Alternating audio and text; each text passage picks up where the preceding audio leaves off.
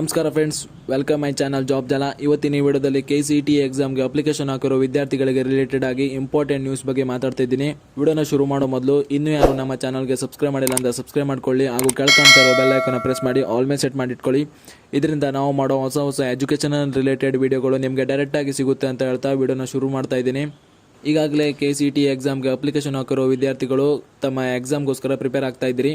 ಆದರೆ ಕೆಲ ವಿದ್ಯಾರ್ಥಿಗಳು ತಮ್ಮ ಅಪ್ಲಿಕೇಶನ್ ಹಾಕುವಾಗ ತಮ್ಮ ಡೀಟೇಲ್ಸ್ಗಳನ್ನು ತಪ್ಪಾಗಿ ಮೆನ್ಷನ್ ಮಾಡಿರ್ತೀರಿ. ಅದು ತಮ್ಮ ಪರ್ಸನಲ್ ಡೀಟೇಲ್ಸ್ ಆಗಿರ್ಬೋದು, ಸೆಂಟರ್, ಇನ್ಯಾವುದೇ ಡೀಟೇಲ್ಸ್ಗಳಾಗಿರ್ಬೋದು ತಪ್ಪಾಗಿ ಮೆನ್ಷನ್ ಮಾಡಿದ್ರಿಂದ CET ಬೋರ್ಡ್ನಿಂದ ಕರೆಕ್ಷನ್ ಡೇಟ್ ಕೂಡ ಕೊಟ್ಟಿದ್ದರು. ಅದು ಯಾವಾಗ ಅಂದರೆ ಜುಲೈ 19ರಿಂದ ಜುಲೈ 23ವರೆಗೆ ಕೊಟ್ಟಿದ್ದರು.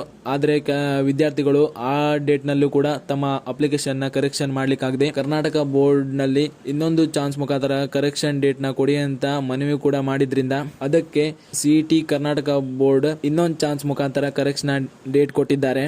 ಅದು ಯಾವಾಗ ಅಂದರೆ ಸರಿಯಾಗಿ ನೆನ್ಪಿಟ್ಕೊಳ್ಳಿ, ಆಗಸ್ಟ್ 2ರಿಂದ ಆಗಸ್ಟ್ 5ರವರೆಗೆ ಕೊಟ್ಟಿದ್ದಾರೆ. ಇದರ ನೋಟಿಸ್ ಕೂಡ ನಾನು ಡಿಸ್ಕ್ರಿಪ್ಷನಲ್ಲಿ ಕೊಟ್ಟಿದ್ದೇನೆ, ಬೇಕಾದರೆ ಚೆಕ್ ಮಾಡ್ಕೊಳ್ಳಿ.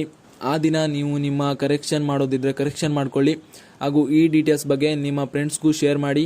ಈ ವಿಡಿಯೋ ನಿಮಗೆ ಇಷ್ಟ ಆಗಿದ್ದರೆ ಲೈಕ್ ಕೂಡ ಮಾಡಿ, ಹಾಗೂ ಯಾವುದೇ ರೀತಿಯ ಡೌಟ್ ಇದ್ದರೂ ನಮಗೆ ಕಮೆಂಟ್ ಮುಖಾಂತರ ತಿಳಿಸಿ ಅಂತ ಹೇಳ್ತಾ ವಿಡಿಯೋನ ಮುಗಿಸ್ತಾ ಇದ್ದೀನಿ. ಧನ್ಯವಾದಗಳು.